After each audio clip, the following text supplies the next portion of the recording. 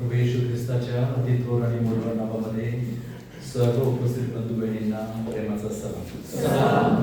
मी म्हटलं सर्वांना सलाम.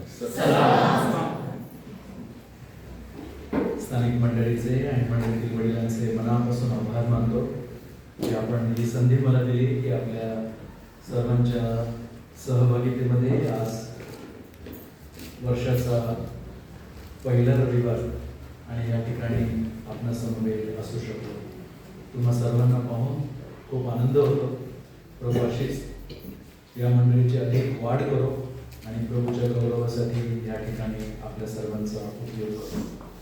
विशेष करून प्रिय कुटुंबियांचे मनापासून आभार मानतो ज्यांनी खूप प्रेमाने स्वागत केलं, खूप सहकार्य केलं आणि तुमच्या सगळ्या पाहुणचाराची चव घेतली. आणि मग मला कळलं की या ठिकाणी सगळ्या सुगृहिणी आहेत.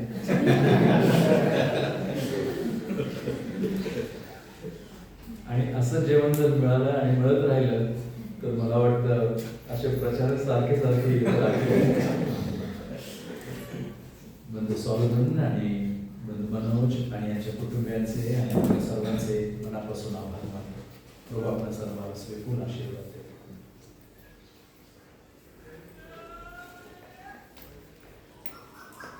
असेच एक प्रचारक देवाचं वचन सांगण्याकरिता जेव्हा पुलपीठवर आले त्यांनी आपलं पवित्र शास्त्र उघडलं आणि सगळ्या मंडळीतील प्रियजनांकडे एक नजर त्यांनी फिरवली आणि त्यांचं लक्ष अचानक समोरच्या बीमवर गेलं.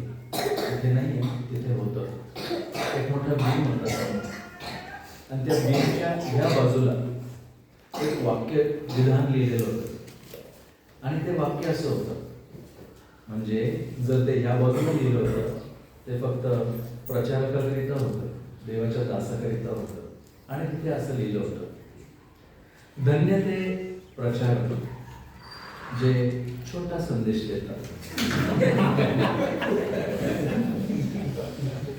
ते संपलं नाही, त्याच्या खाली आणखी एक विधान होतं, धन्य ते प्रचारक जे छोटा संदेश देतात त्यांना पुन्हा आमंत्रण दिले जाईल.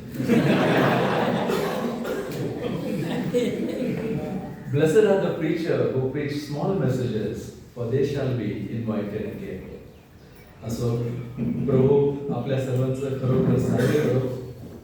दिलेल्या वेळेमध्ये थांबण्याकरिता आणि आजची ही वेळ पण आशीर्वादित होण्याकरिता आपण प्रभूचे सहाय्य मागूया. योहानकृत शुभवर्तमान याचा पहिला अध्याय. योहानकृत शुभवर्तमान याचा पहिला अध्याय आणि त्यातील 38 आणि 39 वचन वाचून आपण सुरुवात करूया. योहानकृत शुभवर्तमान पहिला अध्याय आणि वचन 38. तेव्हा येशू वळून त्यांना आपल्या मागे येताना पाहून म्हणाला, तुम्ही काय शोधता? ते त्याला म्हणाले, रब्बी म्हणजे गुरुजी, आपण कोठे राहता? तो त्यांना म्हणाला, या म्हणजे पहा. मग त्यांनी जाऊन तो कोठे राहत आहे ते पाहिले व त्या दिवशी ते त्याच्या येथे राहिले.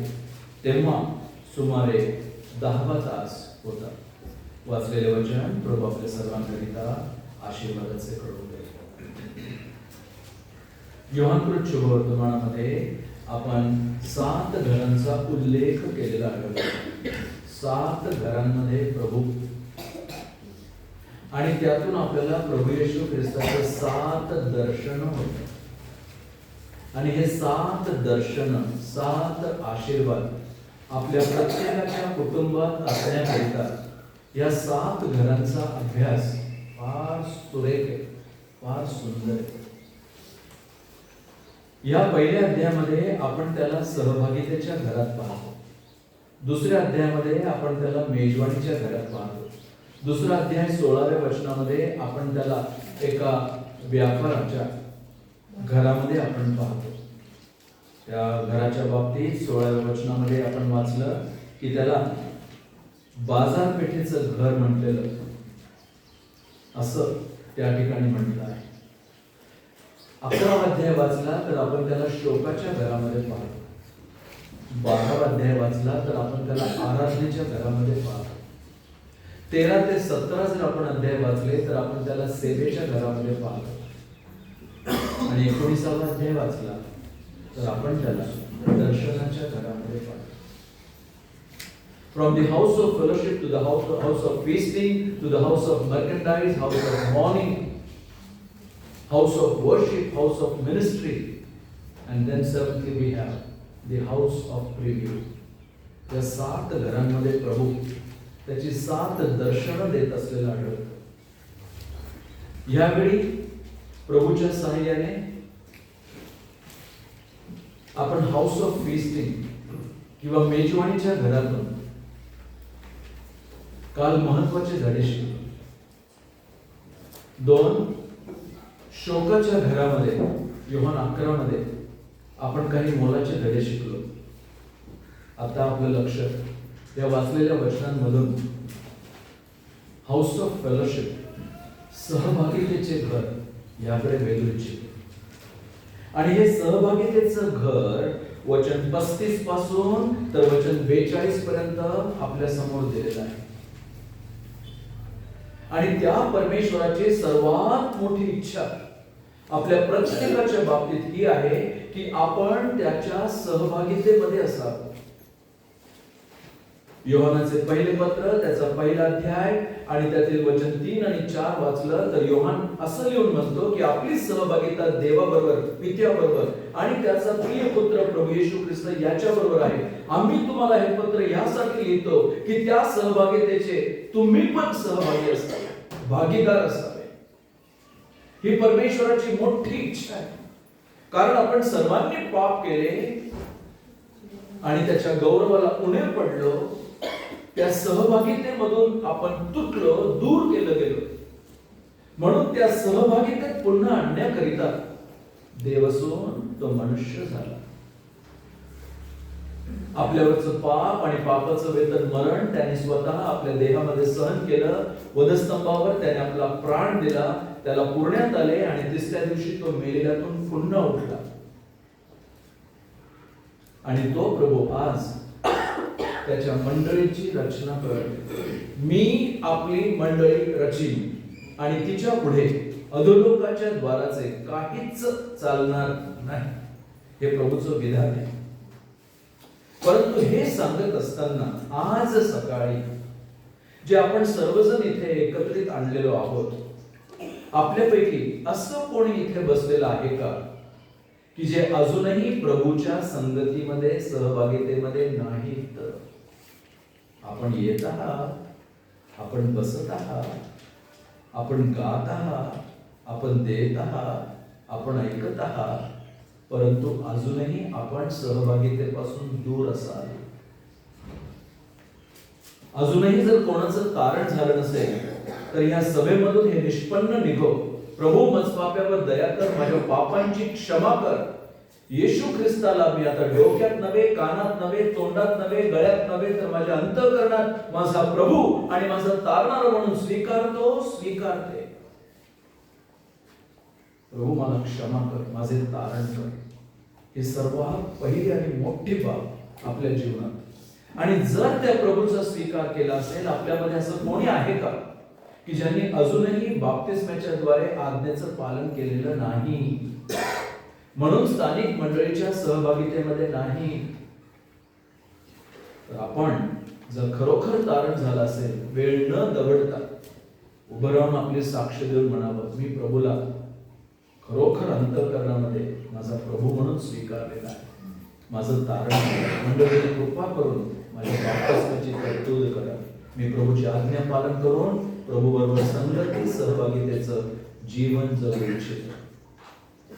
आणि जर आपल्या समोरून आता हा मेज गेला असेल, अजूनही या भाकरीतून आपण भाग घेतला नसेल, या प्याल्यातून आपण पिले नसाल, तर माहितीये त्याचा अर्थ काय? त्या शरीरापासून, त्या मंडळीपासून, त्या प्रभूपासून मी अजूनही ताटातूट केलेलो, दूर असलेलो, सहभागितेत नसलेलो असं आहे. आणि त्याच्यापासून दूर असणं, परमेश्वरा तुझ्यापासून दूर असणे, हे माझ्या नाशाकरिता आहे, माझ्या दुःखाकरिता आहे. स्तोत्रकरिता त्याचा 73वा अध्याय आणि शेवटच्या वचनामध्ये म्हणतो, माझ्याविषयी म्हणाल तर परमेश्वराच्या जवळ असणे हेच बरे. आज तुम्ही निर्णय करण्याची गरज आहे आणि आपलं जीवन खरोखर प्रभूला सोपवून या सहभागितेमध्ये येणं अत्यंत गरजेचं आहे. आता इथे आपण वाचलं वचन 38 आणि 39 मध्ये, गुरुजी आपण कुठे राहतो? तो त्यांना म्हणाला, या म्हणजे पहा, कम अँड सी. तेव्हा ते त्याच्या सोबत गेले आणि त्याच्या येथे राहिले. मला आश्चर्य वाटलं, कारण शास्त्रामध्ये आपण वाचतो, हे कुठे राहिले असतील? शास्त्रामध्ये आपण वाचतो, खोकडास बिळे, आकाशातील पक्षास घरटे आहे, परंतु मनुष्याच्या पुत्राला डोके टेकावयास ठिकाण नाही.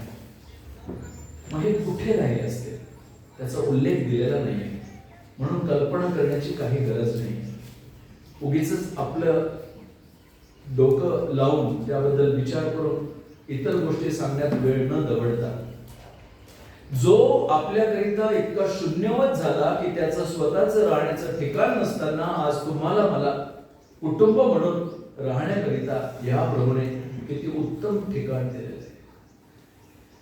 आपल्यापैकी काही जणांच्या घरी 2 जणांच्याच घरी, आणि त्यांच्या बाबतीतील ऐकलेल्या गोष्टीतून मी देवाचे मनापासून आभार मानतो. प्रभूने आपल्याला राहण्याकरिता घरच नव्हे तर उत्तमातलं उत्तम घर दिले.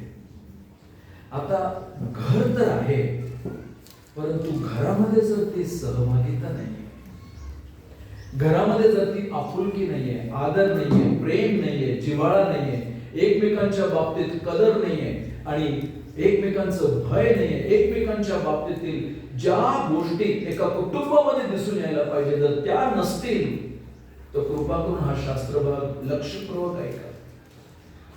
घराचं घरपण कधी जाऊ देऊ नये.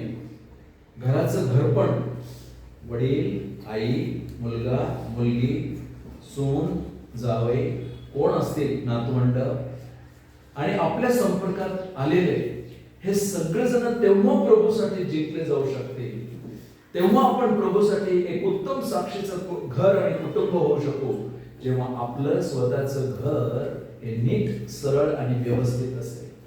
म्हणून त्या राजाला मरणोन्मुख असताना देवाने दर्शन देऊन सांगितलं, आपल्या संदेशाला पाठवून सांगितलं, तू हिजकिया राजा, तू मरणास टेकलेला आहेस, तू जगणार नाहीस, तर आपल्या घराची निर्वाह कर. सेट दाय हाऊस इन ऑर्डर. आणि याची अत्यंत गरज आहे. जर माझंच घर नीट नाही, माझंच कुटुंब नीट नाही, तर देवाचं घर जिथे मी जातो, ही मोठी देवाची मंडळी किंवा कुटुंब, हे कसं नीट असू शकेल?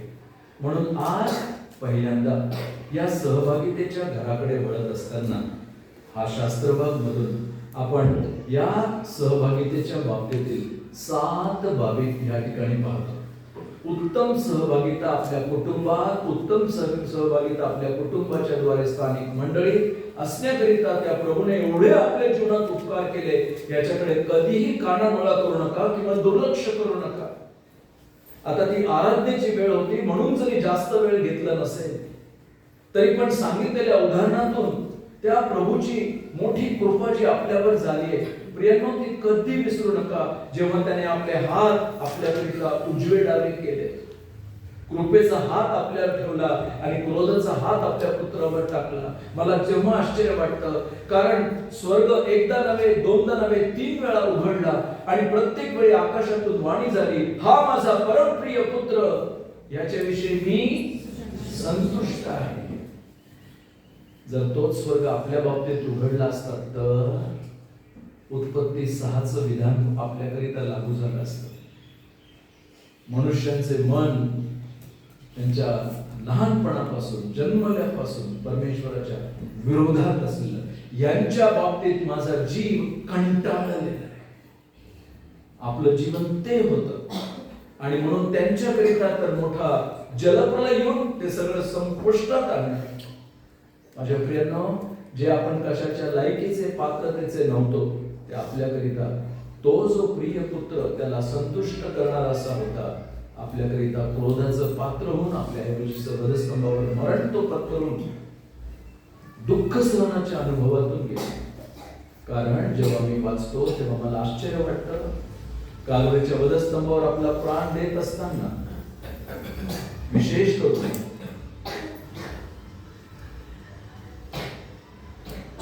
जेव्हा तो म्हटला हे सर्व संपले आहे, आपल्या तारणाचं काम, आपल्याला पुन्हा परमेश्वराच्या पासून तुटलेल्या सहभागितेत आणण्याचं काम त्याने पूर्ण केलं. तुम्ही बघितलं का? खरं पाहता मला आश्चर्य हे वाटतं, त्यावेळी स्वर्ग उघडायला पाहिजे होता, त्यावेळी स्वर्गाने त्याची प्रशंसा केली पाहिजे होती, परंतु त्या संपूर्ण वेळेमध्ये स्वर्ग शांत होता. स्वर्ग एक वाक्य बोललं नाही किंवा विधान तिथे केलेलं आपल्याला आढळत नाही. माझ्या प्रिय बंधू बहिणींनो, त्यातून एवढंच निष्पन्न होतं की या प्रभूने एवढी मोठी कृपा करून त्याच्या सहभागितेत आपल्याला आणलेलं आहे. याला कधीही कमी लेखू नका, याकडे कधी दुर्लक्ष करू नका. आणि तो जो धडा या ठिकाणी आपण शिकतो ते 7 बाबी अगदी थोडक्यात आपल्या समोर सांगू इच्छितो. आणि या 7 बाबीतील पहिला मुद्दा जरी थोडा हायलाइट करून सांगितला तरी बाकीच्या मुद्द्यांकडे पण तुम्ही लक्ष द्या.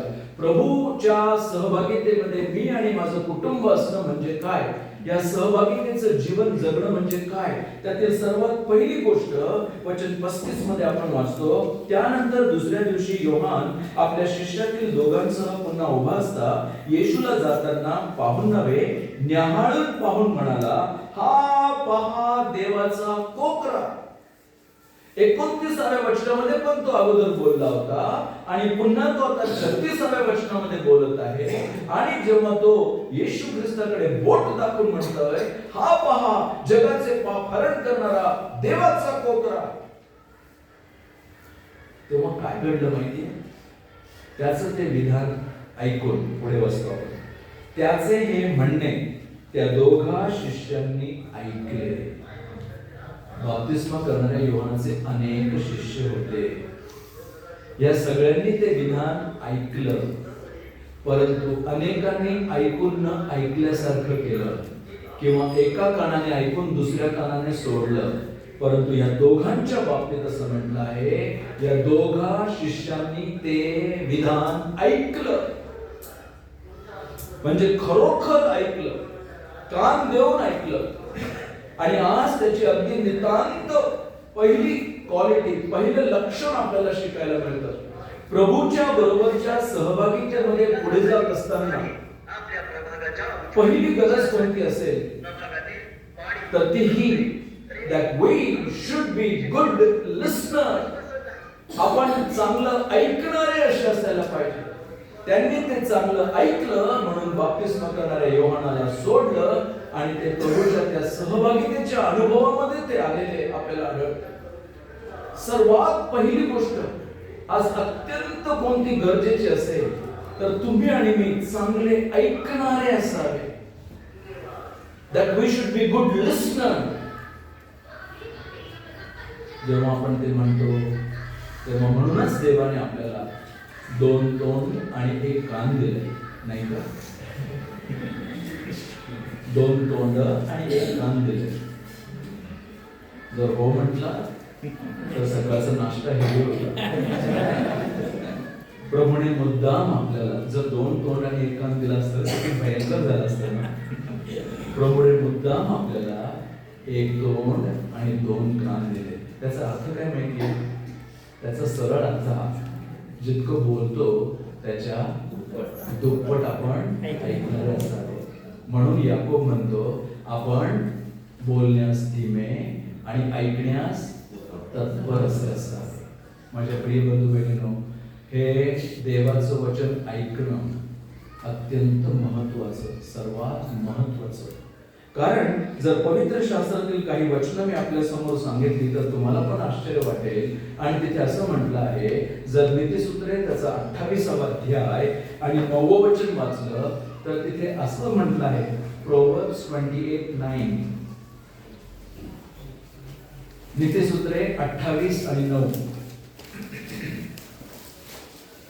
काय म्हटलं? जो आपला कान नियम शास्त्र ऐकण्यापासून दूर फिरवतो त्याची प्रार्थना ही वीट अशी आहे. हे सुलभ भाषांतर आहे. एक दुसरं भाषांतर वाचाल का? 28 आणि 9. धर्मशास्त्र कानी पडू नये म्हणून जो आपला कान फिरवितो त्याची प्रार्थना देखील वीट आणणारी आहे. हे आणखी वेगळं भाषांतर आहे. जे भाषांतर माझ्याकडे आहे त्यामध्ये असं लिहिलं आहे, धर्मशास्त्र कानी पडू नये म्हणून जो आपला कान बंद करतो त्याची प्रार्थना देखील वीट आणणारी आहे. बापरे, अनेक भाषांतर या ठिकाणी मला आढळले. मूळ भाषांतर असं आहे, परमेश्वराचं वचन ऐकण्यापासून जो आपल्या कानात बोटे घालितो, कान बंद करीतो, ते लक्षपूर्वक ऐकत नाही, जो आपल्या कानात बोटे घालितो, परमेश्वर त्याची प्रार्थना ऐकण्याकरिता जणू काही आपल्या कानात बोटे घालितो. एवढं न सांगता तिथे म्हटलंय त्यांची प्रार्थना देखील परमेश्वराला वीट आणणारी अशी आहे. माझ्या प्रिय बंधू बहिणींनो, या प्रभूला अनुसरून त्याच्या सहभागितेमध्ये पुढे जात असताना सर्वप्रथम पहिली गरज कोणती असेल की आपण चांगलं ऐकणारे असावे. जर तुम्ही अनुवाद याचा 28वा अध्याय, अनुवाद याचा 28वा अध्याय आणि पहिली 2 वचनं वाचली तर त्या ठिकाणी असं लिहिलं आहे, अनुवाद 28:1 आणि 2. आणि असे होईल की यहोवा तुझा देव याच्या ज्या सर्व आज्ञा मी तुला आज्ञापितो त्या जपून पाळण्यात जर तू प्रयत्नपूर्वक त्याची वाणी ऐकशील तर यहोवा तुझा देव तुला पृथ्वीच्या साऱ्या राष्ट्राच्या वरती उंच करून ठेवेल. आणि तू जर यहोवा तुझा देव याची वाणी ऐकशील तर हे सर्व आशीर्वाद तुझ्यावर येऊन तुला गाठतील. छान. माझ्या भाषांतरात असं लिहिलं आहे, हे परमेश्वराचे वचन जर तू लक्षपूर्वक ऐकशील आणि काळजीपूर्वक पाळशील, लक्षपूर्वक ऐकशील आणि काळजीपूर्वक पाळशील, लक्षपूर्वक ऐकशील आणि काळजीपूर्वक पाळशील तर पहिल्या 14 वचनांमध्ये अनुवाद 28 आशीर्वाद आशीर्वाद आशीर्वाद आशीर्वाद हे त्या ठिकाणी सांगितलेले आढळतील. परंतु 15व्या वचनापासून जर आपण हे ऐकून ना ऐकल्यासारखं केलं, कानाडोळा केलं, दुर्लक्ष केलं तर मात्र त्या वचनात 15व्या वचनापासून तो पुढचे मोठा अध्याय आहे त्या शेवटपर्यंत हे श्राप तुझ्यावर येतील. आशीर्वाद आणि श्राप या दोन्हींचा स्रोत आपल्या ऐकण्यावर अवलंबून आहे, आपल्या लक्षपूर्वक ऐकून काळजीपूर्वक पाळण्यावर आहे. या दोघांनी त्या दिवशी बाप्तिस्मा करणाऱ्या योहानाने जेव्हा ते विधान केलं ते त्यांनी ऐकलेलं आणि त्याप्रमाणे अनुकरण केलेलं आपल्याला आढळतं. माझ्या प्रिय बंधू बहिणींनो, एक प्रभूचा सेवक म्हणून एवढं सांगू का, आता एक मी तर मनुष्य आहे, परंतु मनुष्य म्हणून पण आपल्या चेहऱ्याकडे पाहताना अनुभवाने मी सांगू शकतो की कोण ऐकत आहे, कोण ऐकत नाहीये, कोण इथे आहे, कोण इथे नाहीये, कोण फक्त मान डोलवतंय, कोण असं करत आहे, परंतु ते ऐकत नाहीये, त्यांचं लक्ष इकडे नाहीये, त्यांचं मन कुठेतरी भरकटलेलं आहे. अनेक वेळा प्रभूच्या सानिध्यात बसलेले असताना आपल्या प्रत्येकाच्या बाबतीत ते घडतं आणि म्हणून आपण लक्षपूर्वक ऐकणारे असे असावे. आता जेव्हा मी ते विधान केलं की आपल्यापैकी काही ऐकत आहेत, काही ऐकत नाहीये, तेव्हा मला असं आढळून येते आता सगळेजण माझ्याकडे टक लावून पाहतात. तुम्ही नाही बरं का त्या गटात, तुम्ही लक्षपूर्वक ऐकत. मला कालपासून आतापर्यंत असं वाटत होतं की हे सगळं सांगत असताना, वचन सांगत असताना तुमचं लक्ष माझ्याकडे होतं, परंतु नंतर आता मला कळालं की तुमचं लक्ष इथे नव्हतं, तुमचं लक्ष तिथे होतं. कारण याचं प्रतिबिंब काही जणांच्या चेहऱ्यावर दिसतं. कशाचं माहिती? या घड्याळाचं. या घड्याळाचं बघा, काटा पुढे चाललाय, कधी थांबवत आहे. अनेक जण मंडळीमध्ये बसले असताना त्यांचं लक्ष इथे असण्याच्या ऐवजी तिथे जातं. तिथे गेल्यामुळे त्यांचं लक्ष ह्या ठिकाणी नसतं. कोणतीही गोष्ट का असेना, हे देवा तुझं वचन ऐकण्यापासून मला दूर जाऊ नको. सर्वात पहिलं गुणलक्षण या सहभागितेच्या बाबतीत म्हणायचं तर या परमेश्वराचं वचन आपण लक्षपूर्वक असणारे आणि काळजीपूर्वक पाळणारे असतो तर त्याचा आशीर्वाद अत्यंत मोलाचा आहे. माझ्या प्रियांनो, तुम्ही बाजूला लिहून ठेवा पाहिजे तर नेहम्या त्याचा 8वा अध्याय आणि 3रे वचन. हे सगळे जण त्या पाणीवेशी जवळ जमले होते. नेहमाया चॅप्टर 8 and verse 3. आणि त्या वेशीजवळ देवाचा ग्रंथपट आणण्यात आला आणि एज्राने पहाटपासून संध्याकाळपर्यंत देवाचं वचन तो वाचत होता आणि ते सगळेजण लक्षपूर्वक ऐकत होते. इतकं ऐकत होते की त्या वचन ऐकल्याचा परिणाम माहितीये काय? ते ओक्साबोक्षी रडू लागले. त्यांनी आपला ऊर बडवला. त्यांनी आपले पाप पदरी घेतले. ते परमेश्वरासमोर उपडे पडले. क्षमा करा. ते दिवस निघून गेले जेव्हा देवाच्या वचनाचा प्रचार केला जात असे आणि वचनाचं कार्य करत असताना अनेकांच्या मनाला जेव्हा टोचतं तेव्हा ते त्यांना प्रभू समोर पश्चाताप करून रुंदन आक्रंदन करून वळण्याकरिता प्रोत्साहन देतं. ते आज दिसून येत नाही.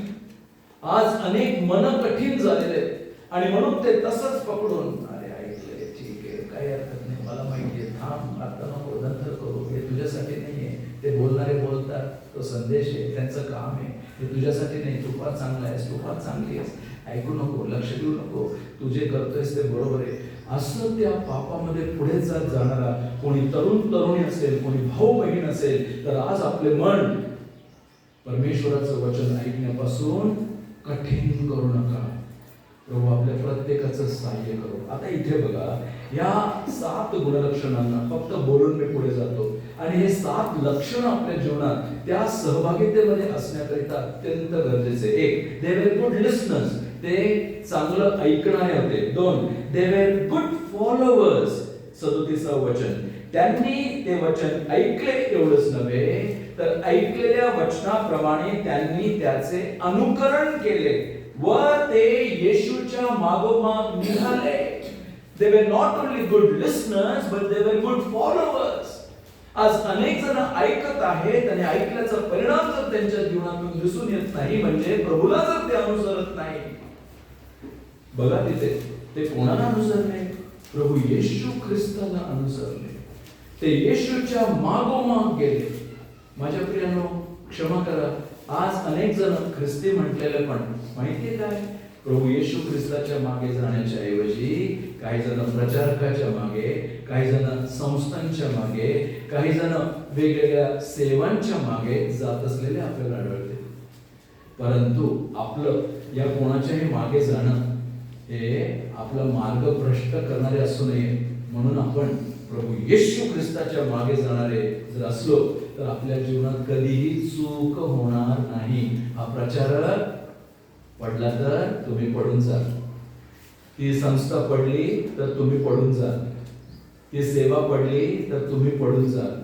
प्रचारक चांगला संस्था आणि त्यांचं काम त्यांच्या हिशोबाने ते करत असतील सेवा चांगली परंतु या सगळ्यांच्या मागे जाण्याच्या ऐवजी आपण जर प्रभूच्या मागे जाणारे असलो तर त्याचा मोठा आशीर्वाद आपल्या जीवनात दिसून येईल. आणि ते प्रभूला अनुसरले.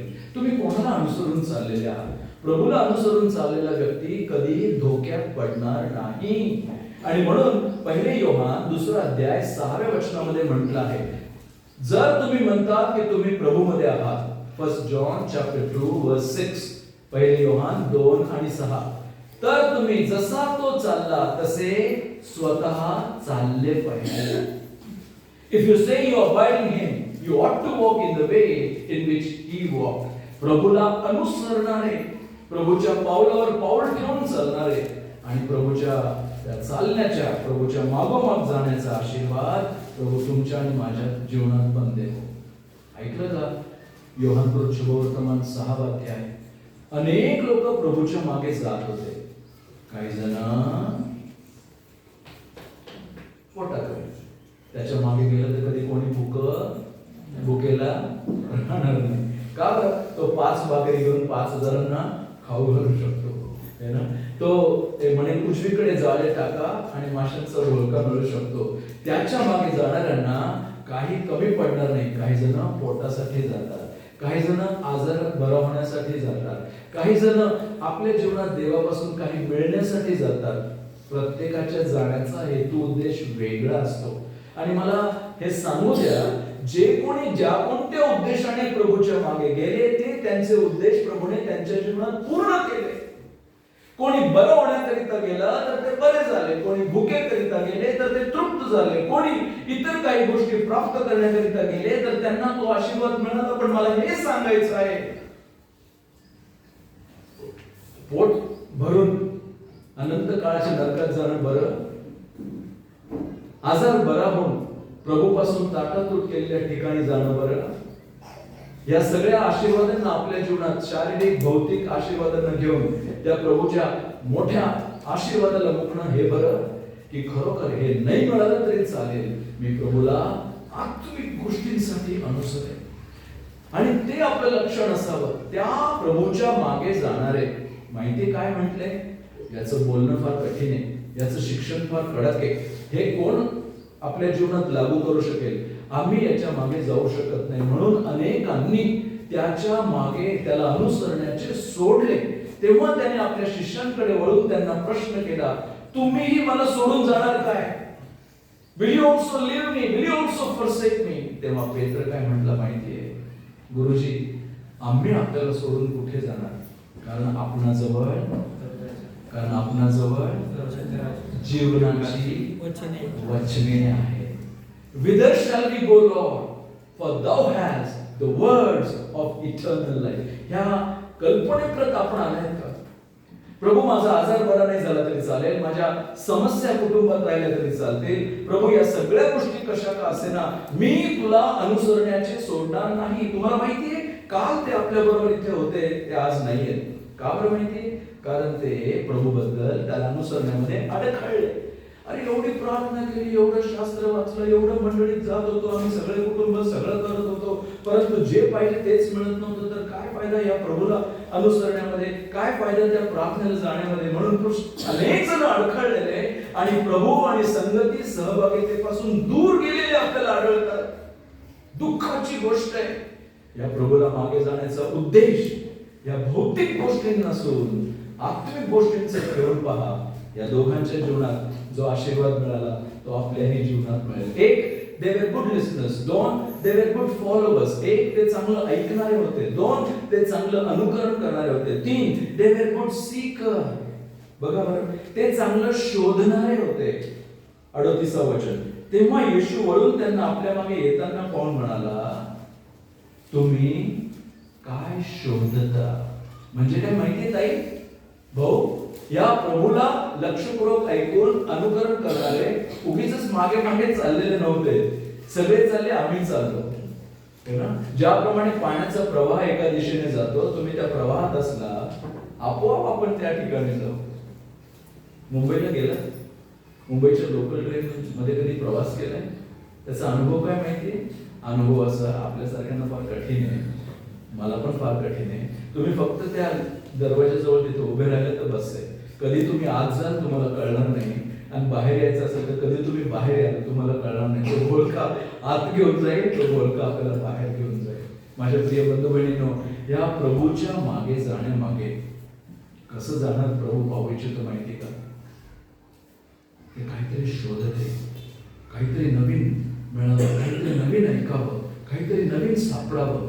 त्या अपेक्षेने इच्छेने त्या प्रभूच्या मागे अनुसरणारे विश्वासणारे आज बोटावर मोजणे इतके झालेले.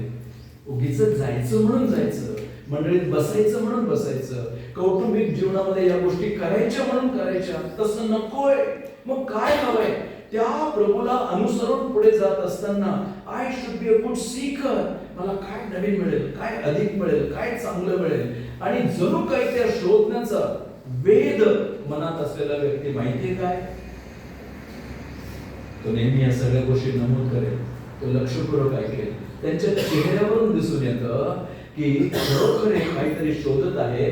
आणि जेव्हा एखादं वाक्य किंवा एखादं वचन किंवा एखादं विधान किंवा एखादं सत्य त्यांना कळल्याबरोबर जणू काही मोठा खजाना सापडला आहे असा त्यांच्या चेहऱ्यावरून पटकन आनंद दिसून येतो. ते नमूद करून घेतात, आपल्या जीवनात ते लागू करतात. एक, they were good listener. 2, they were good follower. Number 3, they were good seeker. ते चांगलं शोधणारे होते. परंतु they were also good, they had a good desire. त्यांच्याकडे चांगली इच्छा होती. काय बरं ते त्याला म्हणाले 38 वचन, रब्बी म्हणजे गुरुजी, आपण कोठे राहता? त्यांची इच्छा अपेक्षा पहा. म्हणजे फक्त प्रभूला ऐकणं नव्हे, फक्त प्रभूला अनुसरण नव्हे, प्रभूला अनुसरताना जणू काही नवीन शोध वेध घेणारे असे जाणारे एवढंच नव्हे, तर प्रभू बरोबर राहू इच्छिणारे. They wanted to live with Christ, dwell with Christ, cling to Christ, hold on to Him, stick to Him. या प्रभूच्या मागे जाण्यामध्ये माहिती काय, त्याच्या संगती राहण्यात, त्याला बिलगुल राहण्यात, त्याचं एक सौभाग्य. ह्याच योहान शुभवर्तमान शिष्याच्या जीवनात आपल्याला आढळतं. तो आपल्या नावाचा उल्लेख कधीही त्याच्या शुभवर्तमानामध्ये करत नाही. आणि म्हणून त्याच्या बाबतीत काय म्हटलंय, he was a beloved disciple of the Lord who was always leaning on the bosom of the Lord Jesus. तो असा एक उत्तम शिष्य म्हणून म्हटला जाता जो आपल्या नावाचा कधी उल्लेख करत नाहीये, परंतु तो प्रभूच्या उराशी टेकलेला असा शिष्य होता. आणि त्याचं अनेक सत्य कधीतरी नंतर बघूया. माझ्या प्रिय बंधू बहिणींनो, या प्रभूला ऐकताना, त्याला अनुसरताना, जणू काही शोध वेध घेत त्याच्या मागे जात असताना आपण ही इच्छा बाळगून आहोत का, मी प्रभूला चिकटून राहील, त्याला बिलकुल राहील, त्याच्या उराशी मी टेकून राहील. आणि त्या सहभागितेचा आनंद अगदी वेगळा आहे. मी का जीव तोडून सांगते माहितीये, थोडे पुढचे मुद्दे पाहाल तेव्हा तुम्हाला कळून चुकेल की आज या सहभागितेपासून मी आणि माझं कुटुंब किती दूर आहे. प्रभू मला क्षमा कर. बघा बरं, त्याचा 5वा मुद्दा त्याच ठिकाणी असं म्हटलं आहे, 39 वचन, प्रभू त्यांना म्हणाला, या म्हणजे पाहाल. मग त्यांनी जाऊन तो कुठे राहत होते पाहिले व त्या दिवशी ते त्याच्या येथे राहिले. ऐकलं का? Not only good desire but good decision. A true follower, a true disciple of the Lord. एक प्रभूचा खरा अनुकरण करणारा, खरा शिष्य, खऱ्या सहभागितेत असणारा. 1, तो चांगला ऐकणारा. 2, तो चांगलं अनुकरण करणारा. 3, तो चांगला शोधणारा. 4, तो चांगली इच्छा अपेक्षा बाळगणारा. 5, तो चांगला निर्णय करणारा. आज अनेक जण ऐकतील, अनेक जण कदाचित मागे जातील, अनेक जण ते शोधण्याचं दर्शवतील, अपेक्षा बाळगतील, परंतु निर्णयाप्रत येणं मात्र अजूनपर्यंत नाही. सगळं चांगलं आहे, बरं वाटतं ऐकायला, चांगलं वाटतं ते जायला. अहो गेला तर विशेष करून स्पेशल मीटिंगला गेला तर निश्चित बिर्याणी पण चाखायला मिळेल. जसे आजच्या प्रमाणे आमच्या इथे जेव्हा आम्ही हॉलमध्ये एकत्र येतो, अनेक वेळा काही वेळा स्वयंपाक हा बाहेर त्या ठिकाणी केला जातो. आणि किंवा कोणतेही स्पेशल मीटिंग असल्या तर एका बाजूला टेंट मारून त्या ठिकाणी शिजवत असतात. पण जर तो वारा या दिशेने वाहला, त्या वासाने सगळं अगदी तृप्त होऊन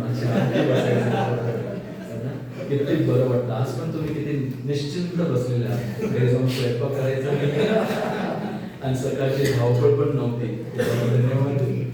काही मंडळांमध्ये जेव्हा आम्ही जातो तेव्हा असं आढळतं खूप विश्वासाने लांबून दुरून येतात, म्हणून प्रत्येक रविवारी त्यांच्याकरिता स्वयंपाक तयार केला जातो. आणि फक्त सिंपल असतं, डाळ भात लोणचं पापड एवढं जरी असलं तरी ह्या कुटुंबांना मग दिवसभर इतर सभा आयोजित करून संगतीची सभा त्या ठिकाणी ठेवण्यात येते. माझ्या प्रिय बंधू बहिणींनो, या शिष्यांनी त्या दिवशी फक्त ऐकलं नव्हे, फक्त अनुकरण केलं नव्हे, फक्त शोधत आहोत काहीतरी नवीन सापडावं म्हणून जात आहे तेवढंच नव्हे, फक्त इच्छा बाळगली एवढी नव्हे, तर त्यांनी निर्णय केला.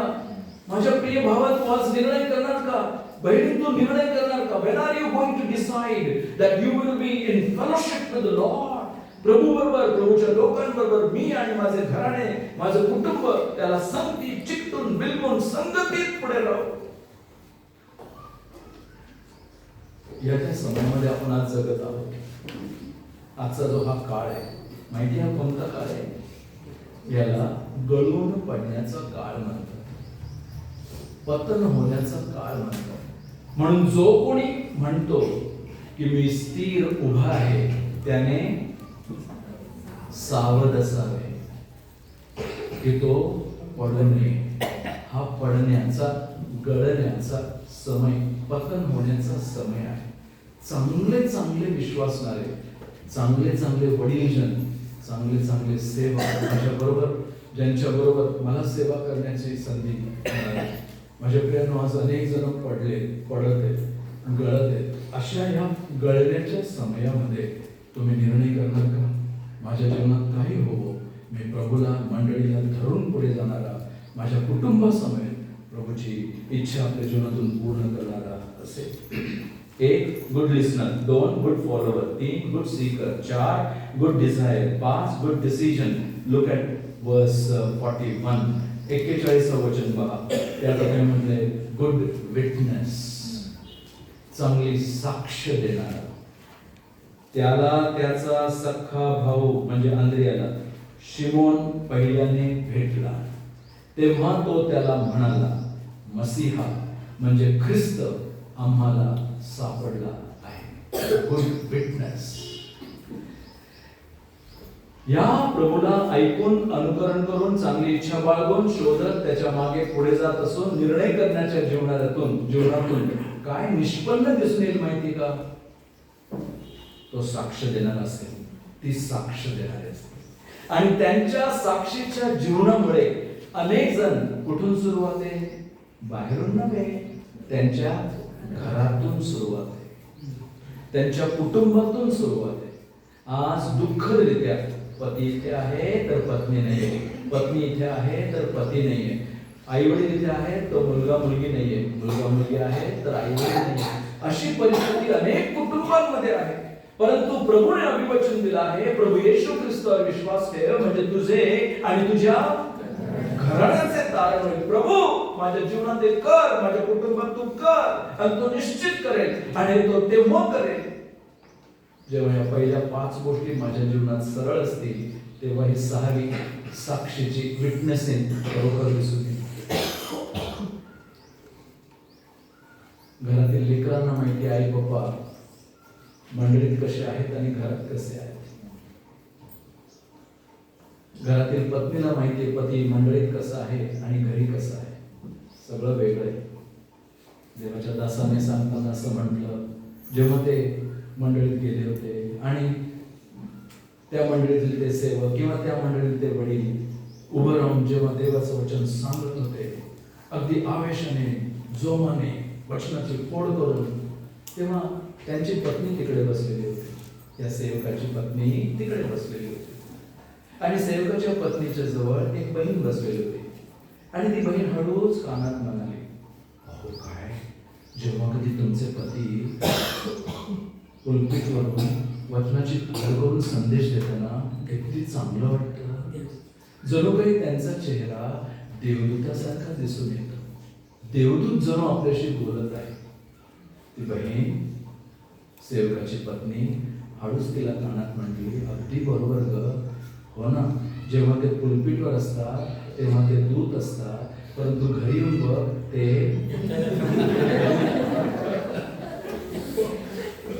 पुलपीटवर ते दूतासारखे असतात, घरी मात्र ते भूतासारखे.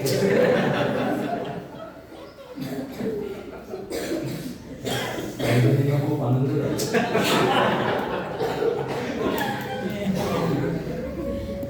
प्रिय बंधू बहिणींनो, आज आपली साक्ष कशी घरात आणि दारात ही फार महत्वाची. जसं मी घरात तसं मी दारात, जसं मी दारात तसं मी घरात. आणि माझे साक्ष जर माझ्या घरात नीट नसेल, माझ्या कुटुंबातील व्यक्तींना जर मी प्रभूकडे आणण्यासाठी कारणीभूत झालेलं नसेल, थांबा, सुवार्थ सेवा थांबवा, बाहेर जाणं थांबवा, काही गोष्टी सगळं करणं थांबवा, रडा, प्रभूला मागा, प्रभू माझ्या बायकोचं कारण कर, माझ्या पतीचं कारण कर, माझ्या मुलाचं कर, माझ्या मुलीचं कर, प्रभू त्यांना तुला अनुसरणार आहे, तू असं कर. आणि ती साक्ष जेव्हा घरातील प्रभावी होईल, माहिती काय, तेव्हा ती सेवा, मग ती तुटकी फुटकी का असे ना, ती आशीर्वादाची होईल. त्याने प्रथम आपल्या घरी जाऊन आपल्या भावाला, अंद्रियाने शिमोनाला साक्ष दिली, आम्हाला मसीहा सापडला. अंद्रियाचं जीवन पवित्र शास्त्रात उल्लेख केलेला फक्त 3 वेळा आपण वाचतो. 3 वेळा अंद्रियाने फार छोटं काम केलं, कोणाला तरी एकाला प्रभूकडे आणलं. त्याचं काम छोटं होतं, परंतु ज्यांना त्याने प्रभूकडे आणलं त्याने आयुष्यात कल्पना केली नसेल की ज्या शिमोनाला त्याने पेत्राला जे त्याने प्रभूकडे आणलं, तो पेत्र अंद्रिया एक आणणारा होता, हा पेत्र एका संदेशातून 3000 आणणारा असं होता. माझ्या प्रिय बंधू बहिणींनो, आपल्या साक्षीला कधीही विसरू नका, ती जपण्याची अत्यंत गरज आहे. आणि म्हणून आज माझी साक्ष कशी, माझ्या कुटुंबाची साक्ष कशी, ती तेव्हा उभी राहू शकेल जेव्हा या पहिल्या 5 गोष्टी नीट असतील, तेव्हा ही 6वी गोष्ट होईल. आणि या 6 गोष्टीनंतर 7वी गोष्ट मला फार आवडते. वचन 42 मध्ये म्हटलं आहे, त्याने त्याला येशूकडे आणले. त्याने फक्त त्याला साक्ष सांगितली एवढी नव्हे, माझं काम संपलं बाबा, सुवार्ता सांगितली, संपलं बाबा, मी जे करायचं ते केलं, बाकी प्रभू आता तूच करणार आहे ना. त्याने फक्त त्याला सांगून संपवलं नाही, तर त्याने त्याला प्रभू येशू ख्रिस्ताकडे आणले. He was not only a good witness but he was a soul winner. तो आत्मे जिंकणारा असा होता. 7 गोष्टी सांगितल्या या सहभागितेमध्ये असण्याच्या. 1 गुड लिस्नर, चांगला ऐकणारा. 2 गुड फॉलोवर, चांगलं अनुकरण करणारा. 3 गुड सीकर, शोध घेत, वेध घेत, अनुकरण करून पुढे जाणारा. 4 गुड डिझायर, चांगली इच्छा अपेक्षा बाळगणारा. 5 गुड डिसिजन, चांगला निर्णय करणारा. 6 गुड विटनेस, चांगली साक्ष देणारा. आणि 7 गुड सोल विनर, आत्मे जिंकणारा. भाऊ बहिणी, किती वर्षापासून तुम्ही आणि कुटुंब स्थानिक मंडळीच्या सहभागितेमध्ये पुढे जाता? जेव्हापासून मंडळी सुरू झाली आम्ही फार छान. कोणी म्हणेल 20 वर्ष, कोणी म्हणेल 15 वर्ष, कोणी म्हणेल 10 वर्ष, कोणी म्हणेल 2 वर्ष, 1 वर्ष, काय असेल ते. प्रश्न हा आहे, आपल्या कुटुंबासहित मंडळीच्या सहभागितेमध्ये असताना आपल्या जीवनातून साक्षीतून किती जणांना आपण प्रभूकडे आणलेले आहे? किती जण आपल्यामुळे, आपल्या जीवनामुळे, आपल्या साक्षीमुळे प्रभूला येऊन भेटलेले आहेत, मिळालेले आहेत, मंडळीला जोडलेले आहेत? आज दुःखदरित्या तुम्ही आणि मी आतमधल्या या सहभागितेमध्ये फार समाधानी आहोत, इतके समाधानी आहोत की आपल्याला या बाहेरच्या कोणाच्याही बाबतीत विचार करण्याकरिता वेळ नाही. कधी तुझा मित्र, तुझी मैत्रीण प्रभूकडे तुझ्या साक्षीमुळे, जीवनामुळे येऊ शकते. तुमचा शेजारी, तुमचे शेजारी प्रभूच्या बाबतीत ऐकून पाहून म्हणतील काहीतरी चांगलं, आणि त्यांना ती साक्ष ऐकून प्रभूकडे येण्याची एक संधी मिळू शकेल. माझ्या प्रियांनो, सगळेच पूर्णवेळ सेवक असण्याची गरज नाहीये, परंतु सगळ्यांना पूर्णवेळ सेवेसाठी बोलवले पण नाहीये. परंतु आपण सगळ्यांनी प्रभूचे साक्षीदार असावे हे मात्र प्रभू आवर्जून सांगू इच्छितो. आणि त्या सहभागितेचं एक चित्र आपल्याला या ठिकाणी आढळून येतं. मला महत्वाचा मुद्दा यातून आपल्या समोर मांडायचा आहे तो असा, या सहभागितेचं घर पाहत असताना आज तुमचं माझं घर असं असण्याकरिता प्रभू आपल्या प्रत्येकाला आव्हान देते. आणि हे सहभागितेचं घर आपल्या जीवनातून उंच करण्याकरिता, प्रभूला शोभेल असं जगण्याकरिता याचं एक सुंदर चित्र माझ्या डोळ्यासमोर येतं. आणि ते चित्र सांगत असताना, ते दर्शन देत असताना एक विधान मी करू इच्छितो. आणि हे विधान कधी विसरू नका. आपल्या कौटुंबिक जीवनाला प्रभूच्या या सहभागितेच्या आशीर्वादात जर पुढे न्यायचं असेल तर हे विधान कधी विसरू नका. आणि ते विधान असं आहे, let all activities of your house be regulated by the activities in the house of God. मी पुन्हा सांगतो, तुमच्या घरातील सर्व हालचाली, सर्व घडामोडी, सर्व तुमचं जे काही प्रपंच संसाराच्या गोष्टी आपल्याला कराव्या लागतात, तुमच्या घरातील प्रत्येक घडामोडी ही परमेश्वराच्या घरात होणाऱ्या घडामोडीवर अवलंबून असू द्या. Let all your activities, your house activities be governed by the activities in the house of God. देवाच्या घरात होत असलेल्या सर्व घडामोडी, सर्व सभा, सर्व काही हालचाली त्यांच्यावर माझ्या घरातील हालचाली जर आपण निर्भर केल्या, अवलंबून ठेवल्या, तर त्याचा आशीर्वाद वेगळा आहे. आज तो क्रम उलटा झालेला आहे. सैतानाने तो क्रम उलटा केलाय. अगोदर मी, माझे लेकर, त्यांचा अभ्यास, त्यांचं ट्युशन, त्यांचं करिअर, माझं जॉब, माझं हे, माझं ते, माझं वेळ, बापरे. आणि जर हे सगळं करून मला वेळ मिळाला तर हे, तर प्रभू, तर शास्त्र, तर मंडळी, तर सहभागिता.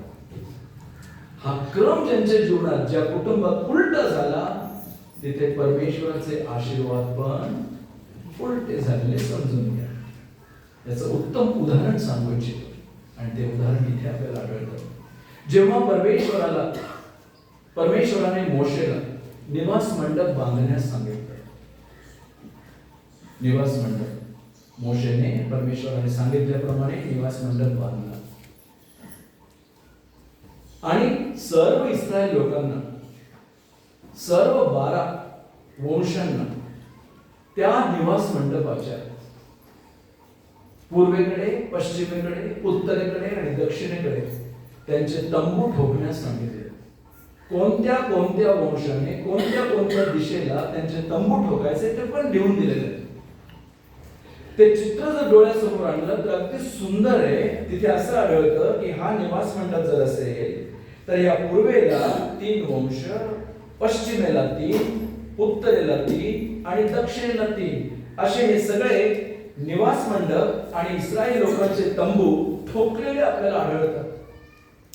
तुम्ही एक चित्र पाहिलं का त्या ठिकाणी? मला आश्चर्य वाटतं, कारण कोणत्याही दिशेला या 3 वंशातील किंवा या 12 वंशातील कोणत्याही दिशेला तंबू ठोकून निवास मंडपाच्या अवतीभोवती असलेल्या या तंबूतील कुटुंबाकडे जर तुम्ही पाहिलं, कोणत्याही दिशेला असलेल्या या तंबूतील विश्वासणाऱ्यांनी किंवा इस्रायल लोकांनी आपलं दार जर उघडलं तर पहिलं लक्ष त्यांचं कुठे जाईल? निवास मंडपाकडे. The first sight in opening their own tents, they would behold the sight of the house of God, the temple of God, this tabernacle. याचा अर्थ असा की कोणत्याही दिशेला असलेला इस्रायली आपल्या तंबूचं दार उघडेल तर त्याला निवास मंडप दृष्टीस पडेल. निवास मंडपावर उतरलेलं परमेश्वराचं गौरव दिसून येईल, आणि त्या निवास मंडपातून येणाऱ्या तुतारीचा नाद त्यांना ऐकू येईल. आणि जर त्या तुतारीचा नाद त्यांनी ऐकला तर त्यांना कळून चुकतं की आता त्यांनी तंबू ठोकायचा आहे की तंबू उचलायचा आहे, की त्यांनी युद्धासाठी तयारी करायची आहे की त्यांनी पवित्र वेळ भरवण्यासाठी त्या ठिकाणी एकत्र यायचं आहे. त्या तुतारीचा नाद आणि परमेश्वराची शकेना ग्लोरी, त्या शकेना महिमेकडे त्यांचं चित्त नेहमी असायचं. दार उघडलं की तो दर्शन, आणि दार उघडलं तर तो ती वाणी त्यांच्या कानावर पडत असे. आणि त्या निवास मंडपावर ह्या इस्रायल लोकांच्या घरातील सर्व घडामोडी अवलंबून होत्या. एक जरी त्याच्या विरोधात वागला गेला तर त्याचा नाश समजून घ्यायचा, एक तर शत्रूच्या द्वारे, नाहीतर परमेश्वराच्या आशीर्वादाला मुकण्याच्या द्वारे. माझ्या प्रिय बंधू बहिणींनो, हा क्रम अनेक कुटुंबांमध्ये आज उलटा झालेला आहे. अगोदर मी माझ्या सगळ्या गोष्टी सावरून घेईल, आणि मग जर वेळ मिळाला तर प्रभू, मंडळी आणि मंडळीच्या सभा किंवा मंडळीच्या संगती, असं जर सहभागितेचं जीवन जगत आपण पुढे जात असाल तर आज थांबा आणि आज प्रभूला म्हणा, फक्त भिंतीवर नको, मी आणि माझे घराणे तर परमेश्वराचीच सेवा करा.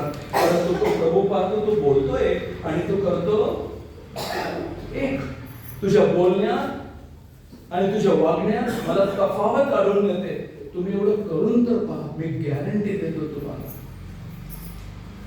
जर मंडळीची सभा 9 वाजता आहे, आता मला माहित नाही या ठिकाणचं कसं, पण तुम्ही आमच्याकडे पण जर येऊन पाहिलं, अजूनही तेच रडगण आहे. मी अजूनही तिथे नोटीस वाचून सांगताना प्रत्येक रविवारी सांगत असतो, मंडळीतील सर्व सभांना, सर्व विश्वासणाऱ्यांनी कमीत कमी 10 मिनिटं अगोदर यावं. मी अजूनही सांगताना हे म्हणतो, त्या दिवसाची प्रतीक्षा प्रभू आणि प्रभूचे सेवक पण करत आहेत की केव्हा सगळी मंडळी वेळेच्या अगोदर एकत्र जमलेली, शांत सगळे बसलेले, आतमध्ये आल्यानंतर प्रभूचं मेट मांडलेलं असल्यानंतर कोणी कोणाशी सलाम ब्रदर, सलाम सिस्टर, ना ना काही आवाज नाही, सगळे शांत मनन करत प्रभूच्या सानिध्यात बसलेले. कारण प्रभू आपली सभा कधी चुकवत नाही. तो वेळेच्या अगोदर तिथे उपस्थित असतो. जिथे दोघे किंवा तिघे माझ्या नावाने एकत्र जमवले जातात तिथे मी त्यांच्यामध्ये असेन, असतो. तो आला आहे, तो असतो. परंतु जेव्हा तो आपल्याकडे पाहतो तेव्हा मात्र आपले येणे, आपले बसणे, आपले उठणे, आपले बोलणे, प्रिय बंधू बहिणींनो, यामुळे प्रभू किती खिन्न होतो माहिती. मग किती भारी तुम्ही वचन बोला, किती भारी सेवा तुम्ही करा, किती सगळ्या गोष्टी तुम्ही जबाबदारीच्या पार पाडा. मला क्षमा करा ही जर पहिली बाब त्या सहभागितेतून दिसून येत नसेल तरी तर सगळ्या गोष्टीवर जणू काही पाणी पडल्यासारखे. प्रभू माझ्या जीवनात असं कधी होऊ नका. एक निर्णय करा या नवीन वर्षामध्ये, काही का होईना, जर 9 वाजता तुम्ही सगळ्या जवळच राहता, 9 वाजता येणं जर अडथळा वाटत असेल तर येऊन मंडळीतील वाटांना विनंती करून 9च्या ऐवजी आपण 9:30 करावं का सांगून तर पहा, ते करतील. 7च्या ऐवजी आपण 7:30 करावं का, ते करतील. जेणेकरून वेळेच्या अगोदर सगळेजण एकत्र येऊन एका आवाजाने शांत वातावरणात एका बंधुने उभं राहून म्हणावं, आपण आजची आराधना सुरुवात करूया एक सुराने. तुमच्या इथे आवाज फार छान आहे गाण्याचा, फार मोठ्याने तुम्ही सगळेजण गातात. इवन मला लगेच मेसेज आला, the environment is very loud. आणि मोठ्या आवाजाने परमेश्वराची उपकार स्तुती करत एका आवाजाने जेव्हा आराधनेला सुरुवात होईल त्या प्रभूला किती आनंद होईल. त्या सहभागितेची सुरुवात अशी करण्याची गरज आहे. माझ्या घरातील सर्व घडामोडी देवाच्या घरातील घडामोडीवर अवलंबून असाव्या. आज रविवार आहे, सगळेजण इथं आहेत. गुरुवारी येऊया आपण, शास्त्र अभ्यास गुरुवारी आहे ना. तुम्ही आता सध्या झूमवर आहात, परंतु जर एकत्र येण्याच्या आठवड्याच्या सभा असतील, म्हणून कोणी म्हटलं मंडळीचं स्ट्रेंथ रविवारच्या सभेवर दिसून येत नाही, मंडळीचं स्ट्रेंथ आठवड्याच्या सभांवर दिसून येतं. ज्याप्रमाणे प्रभूच्या संगतीत पुढे जाण्याची गरज आहे त्याप्रमाणे जाण्याकरिता प्रभू तुमचं आणि माझं पण सहाय्य करतो. सहभागितेचं कर. आज प्रभू माझ्याद्वारे, माझ्या कुटुंबाच्या द्वारे कोणाला ना कोणाला तुझ्याजवळ आणण्यासाठी तू आमचं सहाय्य कर. ते केव्हा निष्पन्न होईल, जेव्हा या 6 गोष्टी पूर्ण होतील तेव्हा आपोआप 7वी गोष्ट घडून येईल आणि त्याचा आशीर्वाद अगदी मोठा असेल. एक वाक्य बोलून मी आताकरिता थांबतो. सहभागितेचं कर. ही मंडळी या ठिकाणी किती वर्षापासून प्रभूने सुरू करून इथे एक मोठी साक्ष सहभागितेची ठेवलेली असेल. देवाला धन्यवाद दे. आज ज्यांच्याद्वारे हे सर्व सेवेचं कार्य झालं ते प्रभूकडे गेलेले आहे आणि त्यांनी ती जबाबदारी आपल्यावर टाकलेली आहे. एक छोटंसं गणित करायला आणि त्या गणितातून आपल्याला कळून चुकेल की आपण किती या सर्व सहभागितेमध्ये उणे आहोत. गणित सिंपल आहे. गणित असं आहे, जर समजा या मंडळीची सुरुवात झाली तेव्हा किती जण होते? छोटी मंडळी होती. किती जण होते? ज्या ठिकाणी आम्ही एकत्र येतो त्या ठिकाणी सुरुवात होत असताना 55 वर्षापूर्वी 7 जण होते. हे 7 जण एकत्र येऊन प्रभूची आराधना करून संगती सहभागितेत पुढे जात होते. आज त्याच्या 16 मंडळ्या 200 किलोमीटरच्या रेडियसमध्ये प्रभूने उभ्या केल्या. सर्व गौरव प्रभूला असो. गणित सिंपल आहे. जर समजा या मंडळीची सुरुवात होत असताना 5 जण होते, फक्त 5 जण, तर दुसऱ्या वर्षी किती असायला पाहिजे? जर या 5 जणांनी वर्षभरात एका व्यक्तीला सुवार्ता सांगितली, एका व्यक्तीला प्रभूकडे आणलं, तर 5चे किती होतील दुसऱ्या वर्षी? जर तिसऱ्या वर्षी या 10 जणांनी फक्त संपूर्ण वर्षात एका व्यक्तीला प्रभूकडे आणलं तर 10चे तिसऱ्या वर्षी किती होतील? 20. आणि चौथ्या वर्षी या 20 जणांनी जर एका वर्षभरात साक्ष सांगून प्रभूकडे आणलं तर किती होतील? 5व्या वर्षी किती होतील? 6व्या वर्षी किती होतील? 160. 7व्या वर्षी किती होतील? 8व्या वर्षी किती होतील? 640. 9व्या वर्षी किती होते? 1280. गणित चांगलं. 10व्या वर्षी किती होते? 2560. किती वर्ष? किती जणांच्या द्वारे सुरुवात झाली? 10 वर्षामध्ये किती पाहिजे होते? 2560. मी इथे येताना बंधूंना म्हटलं, ब्रदर इतकी मोठी जमीन आजूबाजूला आहे, हा हॉल तिथून का नाही बांधण्यास सुरुवात केली? बंधू म्हटलं, ब्रदर आम्ही जेव्हा अगोदर येत होतो ना, छोटी मंडळी होती. माझ्या प्रिय बंधू बहिणींनो, प्रभू आपल्या सीमा वाढवो, प्रभू ते कार्य करू इच्छिते. आपण किती उणे पडलेलो आहोत याची दखल घेऊन यामध्ये अहंकार बाळगण्यात काही तथ्य नाही. मी 15 वर्षापासून 25 वर्षापासून मंडळीमध्ये आहे. 25 वर्षामध्ये जर 25 जण जरी प्रभूकडे आणले असते तर किती बरं झालं असतं. प्रभू आपल्या सर्वांचं सहाय्य करो. साक्षीचं घर या ठिकाणी आपण पाहतो, सहभागितेचं घर आपण या ठिकाणी पाहतो. त्याची ही 7 लक्षणं आपल्या जीवनात आपण लागू करूया आणि एक प्रभूला चांगलं ऐकणारे, चांगलं अनुकरण करणारे, चांगला शोध घेणारे, चांगली इच्छा बाळगणारे, चांगला निर्णय करणारे, चांगले साक्ष देणारे आणि चांगले आत्म्य जिंकणारे असे कुटुंब म्हणून जगण्याकरिता प्रभू तुमचं आणि माझं पण सहाय्य करो. आमेन.